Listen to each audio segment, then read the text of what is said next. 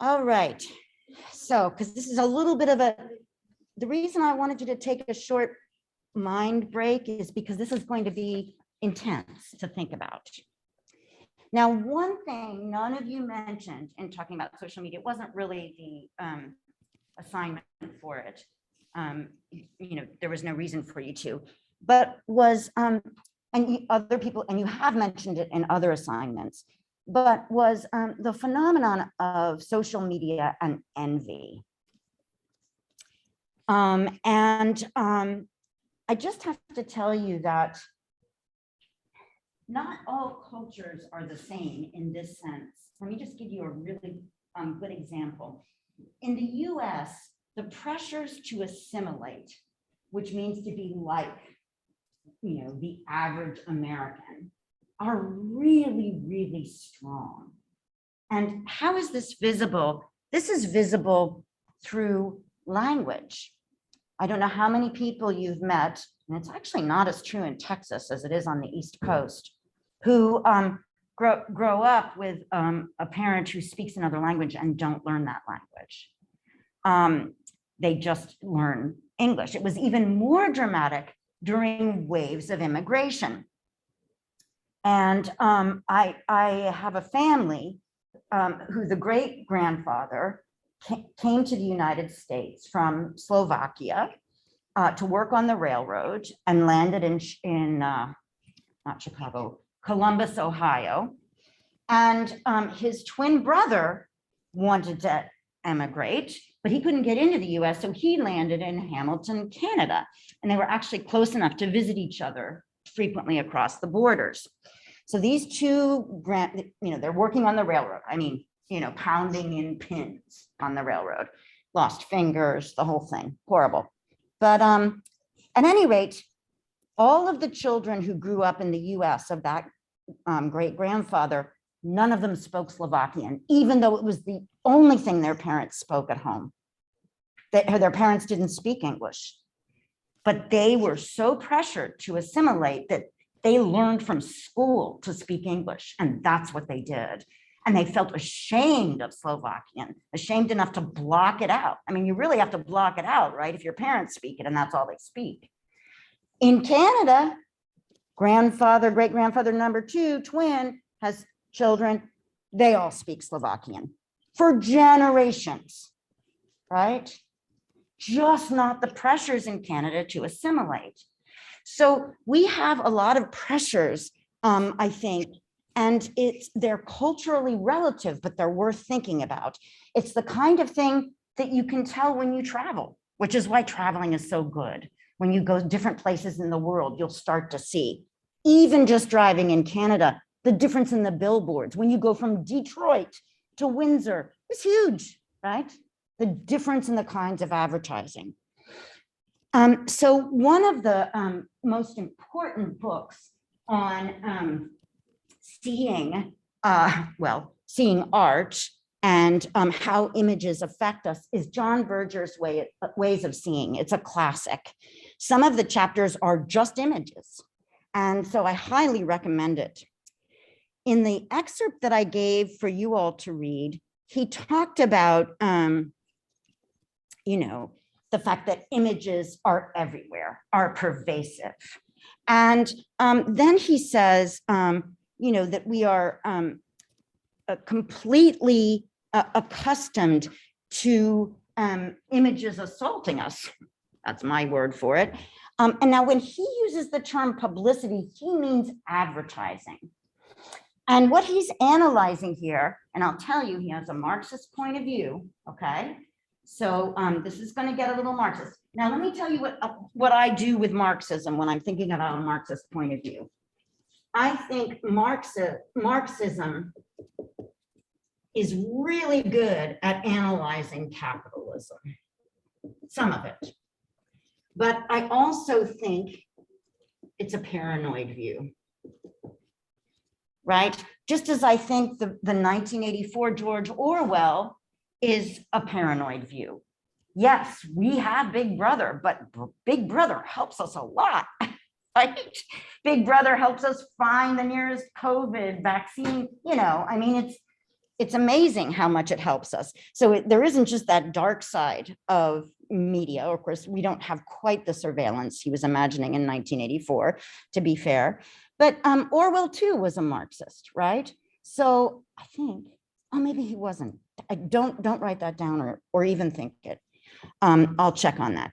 But at any rate, it's a paranoid view, but it's not true. Like, we'll find elements of truth in it. So I ask you to just observe this, you know, from a distance, this argument. Okay, he says, publicity isn't about making choices of products. That's what it seems to be, advertising, like choose the BMW or choose the Lincoln, you know, choose Matthew McConaughey or whatever, and the Lincoln. But so it seems to be about products, but Berger says those two, you know, Lincoln and BMW, all those ads are communicating one message, a single proposal, he says here. And, you know, so it kind of invalidates the notion that advertising gives us choices. And he says what these ads do is that they propose to each of us that we transform ourselves, our lives, by buying something. But it isn't just the pleasure of having the product that will transform our lives. Even though it convinces you that you will be poorer for it, publicity persuades us that to undergo such a transformation by showing us people who have apparently been transformed and are as a result enviable. Now, I have to tell you, when Matthew McConaughey goes into that closet with all those shoes and comes out, you know, from that gorgeous house and the suit and gets in that Lincoln, you know, I envy him. I want that many shoes. I don't want those shoes, but I want that many shoes, right? And I want to walk past that pool and be so put together in this perfectly fitting suit that was obviously tailor-made, right? So what you're hoping to buy is not the Lincoln, but being Matthew McConaughey-like, right? And when I was young, these ads were very inspiring. The one that I remember that just made me want to be like the people in the ad was Feeling Groovy. Have you seen the Cheerios ad? Oh, it's Paul Simon and Garfunkel singing Feeling Groovy, which is a very old song. And it's such a rousing song. It's the kind you would listen to while you're working out, you know, even though they wrote it long before you could do that. But, and then there's these kids on bicycles, you know, and I want to be doing that. I want to be that kid. What do you guys think, though? Do you think that ads make a state of being enviable? And we're just talking about picture ads because I think video ads are doing different things now. They're very creative, but I don't know. But yeah, but you know, do you buy it? Do you find yourself wishing to be like that, or are you kind of like, yeah, well, cool pool, but not for me? Definitely always want to be that. Like at school, Matthew McConaughey, like that. But then it's like, for a car. How do you get that from a car? So a lot of the times they kind of like, for me at least, they lose the commercials always, or ads lose themselves in their trying to get that out. The envy, they like jump. It's like, oh, okay, like yeah, get that. That looks really cool. But how do I get that from buying Colgate toothpaste? You know, how do I get $1 million for doing this kind of thing? Right. So, and I think that agrees with Berger that it's one message, yeah, that the state of being is enviable. It's not the product. Yeah. All right. Any other comments? Oh, I don't have the chat open here. How do I do that? Oh, I can't have the chat in, with PowerPoint open, if you could just please unmute if you'd like to say anything on Zoom. I put something in the chat that just said ads for clothing can definitely make people, especially teens and younger audiences, feel like they need to look like the model in the picture or buy the clothing that the model's wearing to be as cool as them. Yes, and I have had this experience. I don't know if it's just me, guys, but I have actually, I used to love catalogs before the internet, and I have found myself looking at something and saying, oh my God, that would look so great on me and I would be so great in it, buying it and realizing I already have it. Have you ever done that? No, it's just me. But what I'm trying to buy is not the thing. I already bought the thing. I'm trying to buy looking and feeling like that, you know? Okay, now I've exposed myself as a total basket case, but we will go on. All right, now notice he says here, we are showing, that, you know, it persuades us that we will be transformed into these people, into this state of being that's enviable. And that makes us what he calls glamorous. We wouldn't use that word. We would use cool or something, right? If you're envied, you're cool. Or what word would you guys use? Is cool dated? I think it's stood the test of time. I think we can keep that one. Okay. So it's glamour is the state of being envied. So here we are. I just inserted these pictures from Snapchat. And how do you feel when you look at pictures like this? Huh? Of like other people or yourself? Of other people. You don't feel anything though. See, when I was a teenager, in high school, I was suffering serious self-image problems. I had acne. I was, you know, a mess. So when I would look at this, I would say, oh my God, look at that clear-skinned girl. I bet she doesn't have any worries in her life, you know, and imagine this existence that I can't have. I don't, again, we've already established that I'm a basket case, so I'll just leave it there for you to think about. I won't make you say whether you agree with that or not. But there are times, I remember sitting with my mother in a restaurant and there were these very wealthy women dressed impeccably next to us and her saying, those women don't have a care in their lives. Of course they did. They're human beings. Everybody has cares, right? But that's what you start to project onto these images, you know. If I didn't have acne, I'd be as happy as she is. Probably not true, right? So Berger says, the spectator buyer is meant to envy herself as she will become if she buys the product. She is meant to imagine herself transformed by the product into an object of envy for others. And the reason she wants that is because that envy seems to be the only thing to her which will justify loving herself, right? If you can be envied by others, then it's okay for you to love yourself. What do you think, guys? Do you think that's a motive behind envy? Behind wanting to be enviable, sorry, wanting to be enviable, that it gives you the right to love yourself.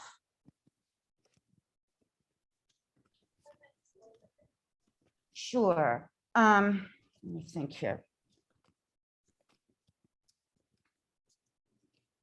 If it's the case that when you post something on Twitter or Facebook that gets a lot of likes and a lot of comments and people are saying things like, you look so cute. Oh, I wish I could have been there, blah, blah, blah, blah, blah. You get a feeling of a boost to your self-confidence. And you can say, well, it's just from the compliments. But in a sense, you know, there could be also not just the compliments from people you care about, but the fact that the person who said, oh God, I wish I could be there, you're so lucky, you know, that envy because you're in such great position or such a great person, whatever it is, well, you think then, okay, it's okay for me to love myself as such a great person or in such a great position. That the envy isn't motivated by malice. It's motivated by the difficulty of maintaining self-love in the face of social media. That's what I'm trying to get across. Are we? Yes. I think so. When you started talking about envy as a feeling we feel, it made me think about like when you made that post using like the transformed product or, that different thing about us that we don't naturally just have. It gives us this like kind of weird to say, but to think about like an adrenaline rush, like those people aren't with us. They might be like, somewhere else in the world, but just like hearing their love towards us gives us this like breath of fresh air, this adrenaline that we like continue to see, even if it's like a risk for us. Yes. Right. And the experts who talk about it, there is a neurological element, and it isn't quite adrenaline, but it's close. It's dopamine.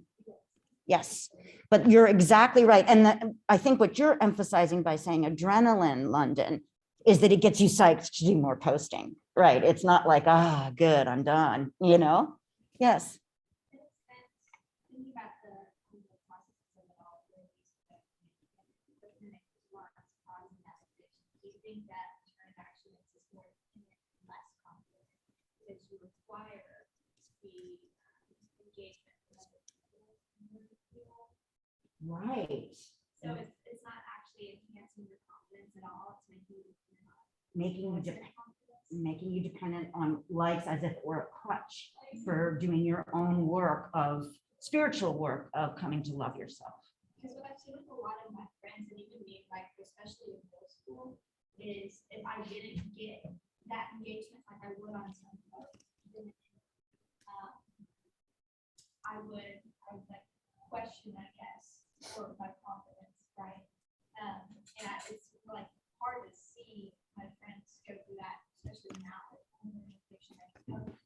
At specific times, because that's when they're going to get the most engagement. We'll take pictures for 600 photos, and they'll choose one out of it, Yes. So there's these crutches that we built in to increase our confidence, and it's like they're on this posting schedule every few opportunities. It goes on the feed, and then they kind of get their satisfaction and their confidence. Right. It's a kind of confidence that you need constantly reinforced. Yeah. Yes. What were you going to say, Mike? I'm just going to build off what you said. I wonder if that like dependency is turned into like, for example, some dude who runs a bank YouTube channel and is used to getting a bunch of likes. And, like, shoot, now I got to do something crazy. And then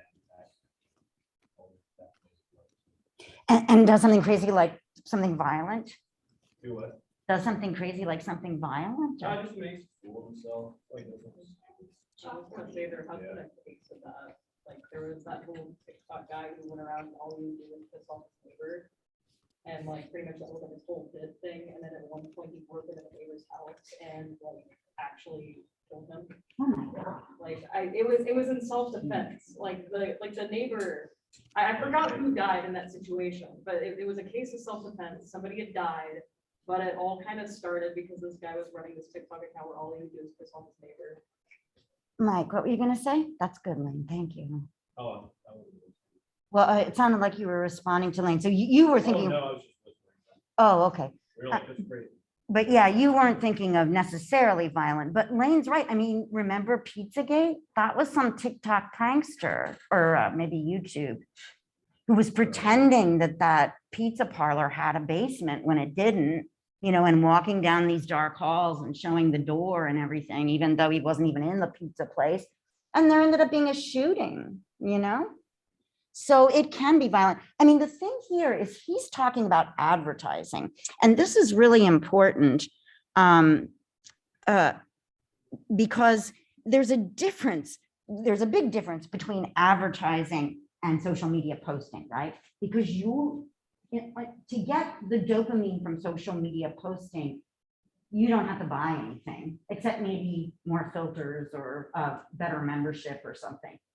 But, with advertising, you have to buy the Lincoln, right? So, but let's think about that. And, I was just wondering, I mean, in terms of generating envy, because this goes into thinking about social media and depression, do you think that these kinds of images, say on Snapchat, if you're sitting home alone, with severe acne, and you look at this, you feel left out, you feel isolated. Yeah. There are ways in which these people are very enviable because they have this great group of friends, right? Or at least that's what it looks like. So one of the things he says is advertising is never a celebration of pleasure in itself. It's always about the future buyer. It offers him an image of himself made glamorous by the product or opportunity it is trying to sell. The image then makes him envious of himself as he might be. What he goes on to say, which is absolutely astounding, is, and I think I missed it. Yeah. The advertising image steals self-love from people and offers it back to them for the price of the product, right? So you're confronted with Matthew McConaughey, you're Laura Mandel, elderly professor, and you're like, why didn't I go into business or something so that I could have a pool and a closet and all those shoes, right? So now my self-love has been stolen by the advertisement. But I look at it and I say, but I could be like that if I had that Lincoln, or if I had any other car. It won't really matter. It's not their own car they're actually selling. I would personally, I've had a Lincoln, I'll never have another one. I had a used one. So I would personally buy something else, too much plastic. But, yeah. So it steals your self-love, and then you can buy it back for the price of the product. That is not true in social media. Although I wonder if postings don't steal your self-love, and then the way you get it back is by posting, right?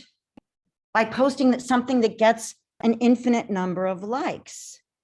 What do you think?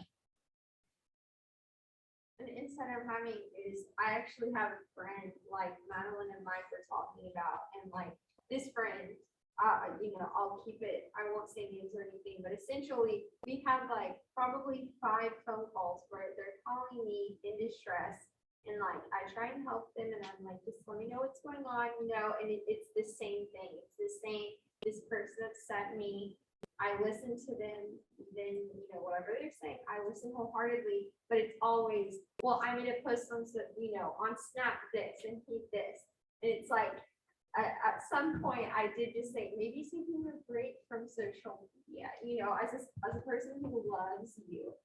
But it's the whole, I don't think they realize it, like it doesn't get to them, even if it's coming from like a real person that loves them. Yeah. They can't, Right. understand where it comes from. Yeah.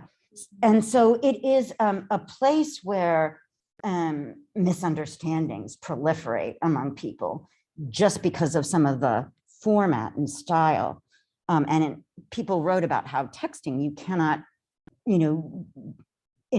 show your face when you're typing, right? You could be joking and the person doesn't get it, and then they're offended and blah, blah, blah. And, but also, I'm wondering if we can see social media as a battleground for achieving self-love for people. So let's just try that experiment, because it doesn't have to be true for you, but let's think through it and try it out. There was an article that, about the dopamine rush when people get likes. And she says, but there's instant gratification from using social media, but it's also important to understand that your perception of yourself or self-image sometimes gets destroyed when you start comparing your life with others. And it mentions this article in Nature Communications, and this is the one thing I wanted to really get into. There's actually a whole bunch of MRIs of huge numbers of people available online for analysis, and these people, analyze them, and they said that there's distinct developmental windows of sensitivity. Madeline went back to talking about middle school, windows of sensitivity to social media in adolescence, when higher estimated social media use predicts a decrease in life satisfaction. Let's get that out there. Higher estimated social media predicts a decrease in life satisfaction ratings. And vice versa, lower social media use predicts an increase in satisfaction, which is why your advice to your friend is right. Get off Snapchat, you'll feel better, right? But isn't that amazing? But they say that this is really true primarily in men 14 to 15 and 19 years old, and women 11 to 13 and 19 years old. How many of you are 19? Wow. Okay. What do you guys think? Let's let the 19-year-olds speak on their own behalf. Sienna. Okay.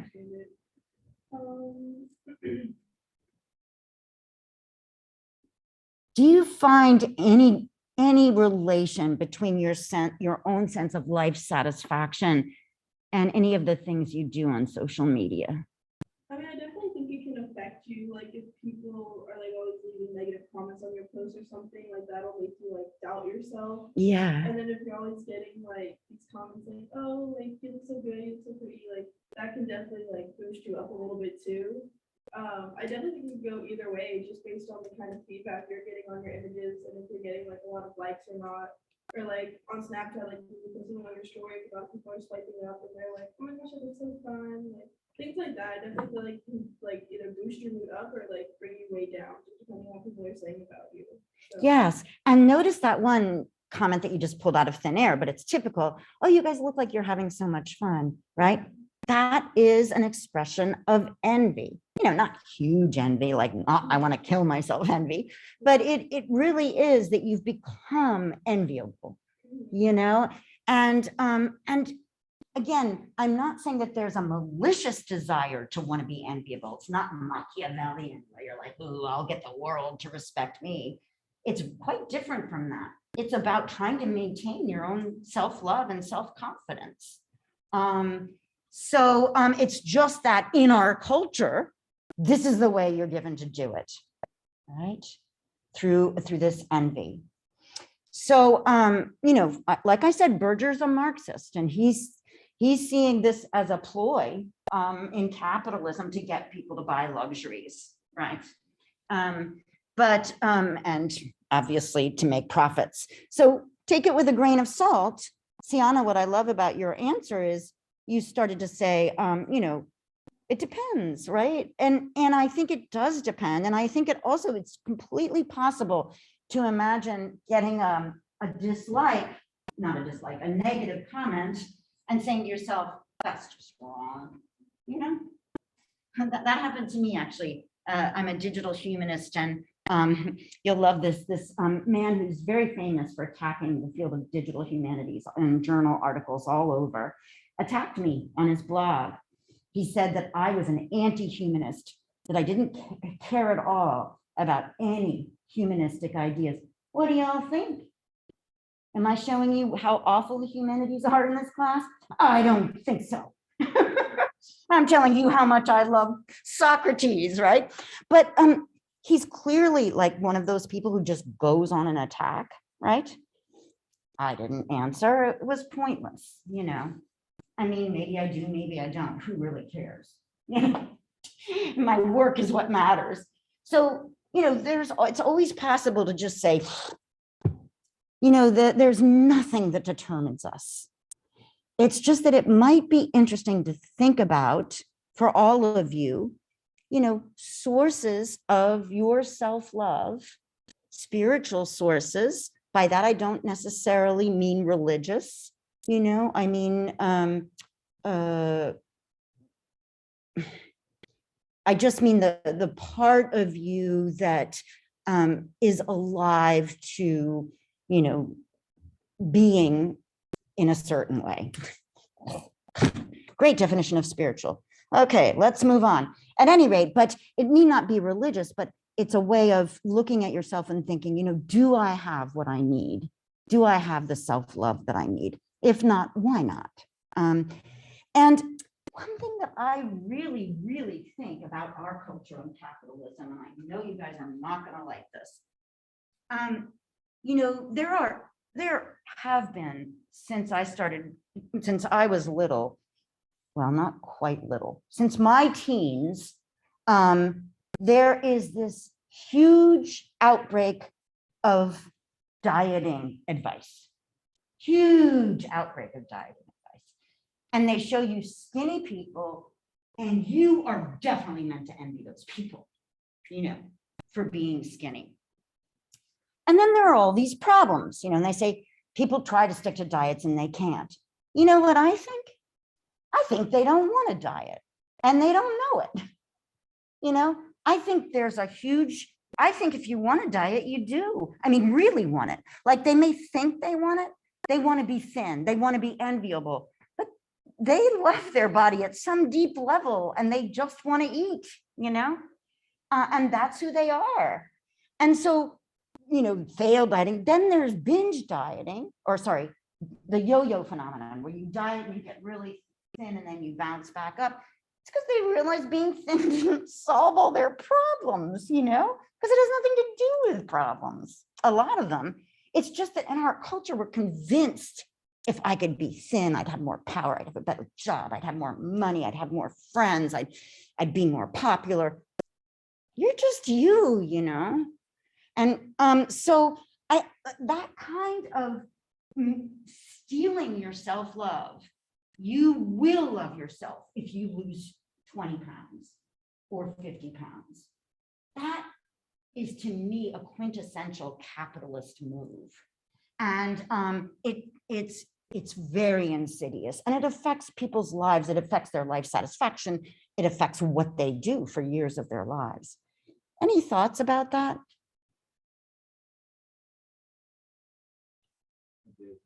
But it was on more so social media, honestly. What did you say? What was? Yeah, you know, I shouldn't use the word capitalism. I just say in our culture, there's so many instances of people stealing your self-love and saying you will love yourself if you do this. Oh, got it. The dieting thing is all like how I feel about with social media. It's like people say like, oh, you need a break from social media. I like, why? I was thinking, I was like, I have no idea. The last time I didn't have social media, probably when there was no cell phones or social media that existed. But like as soon as I was able to have it, I've had it since then and haven't deleted anything for like cleanse or whatever. It's like I don't why like you know why would I delete it and then go diet and then find out that it's not what I went down at the beginning, go through back, you know? It just connected to the social media part of dieting. Yes, I yes. just don't know. Yes. No. Is it really self-love? Like, if it can't be stolen from you, it all has to do with yourself. You know, like, I think there's an element to where whenever I approach this, I'm really independent-minded. And whenever it comes to people suggesting how to drive my self-love, like you know, what you were saying, it's such a lie. There's all these remedies, right? What in fact constitutes self-love? And if it can be stolen from you, do you ever really love yourself? Exactly. So you're being robbed of, you're made to feel bad about yourself. So if you're made to be bad about yourself by body shaming, right? There is something wrong with your self-love, is what you're saying, right, Madeline? Yes. That if it can be stolen, it's not real. Yeah.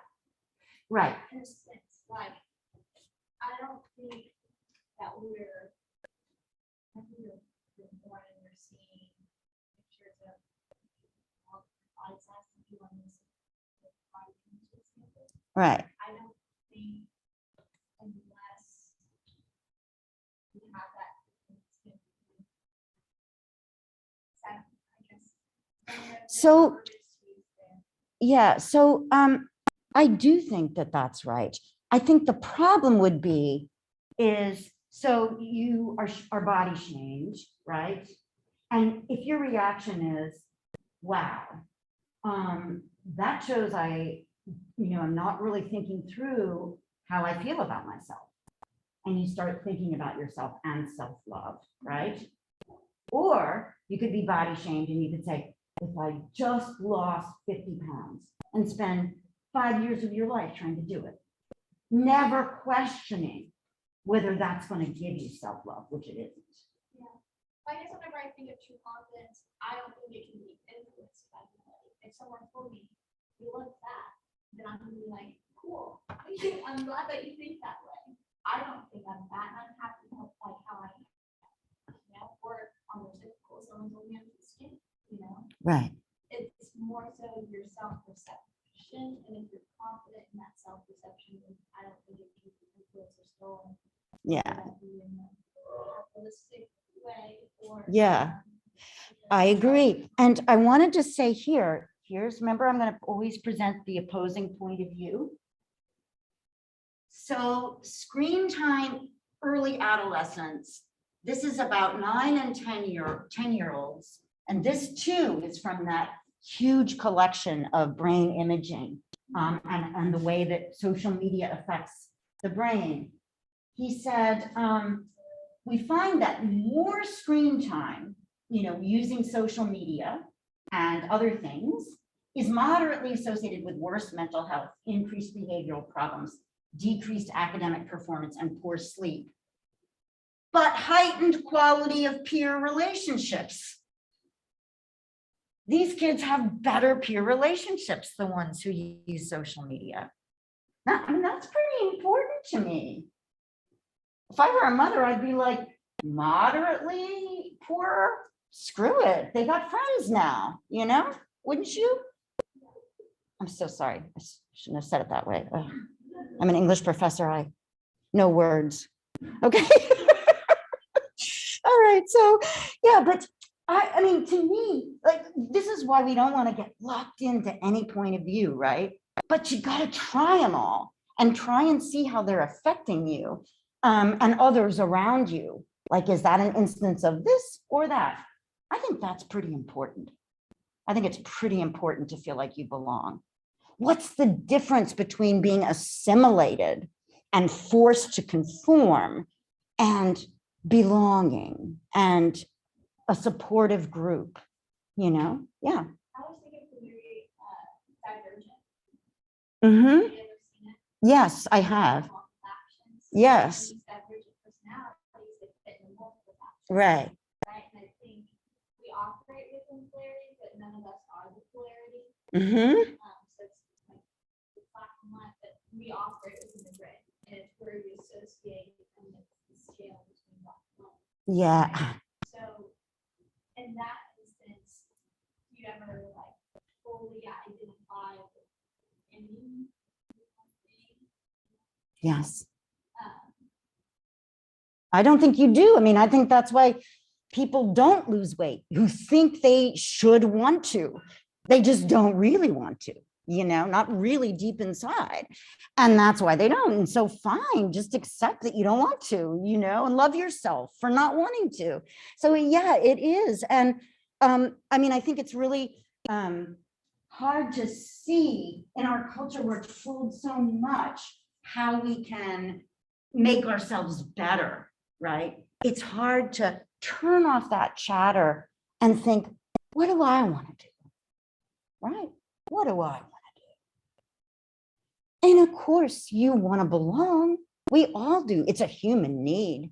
You want a peer group, you want people, you know? So taking an extreme view of anything is going to be bad, right? Because you want connection, and social media is great at that, right? So at any rate,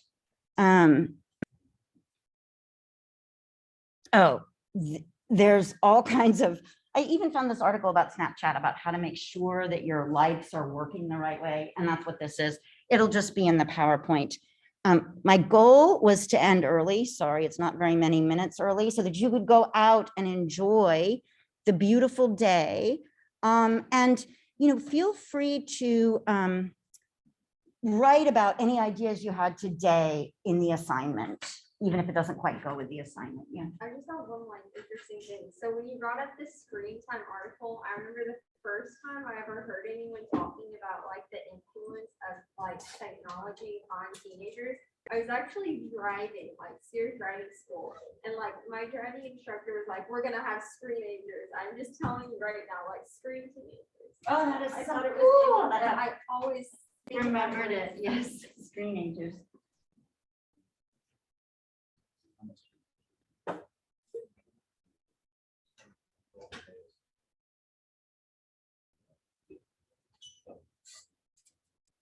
All right, thank you, everybody.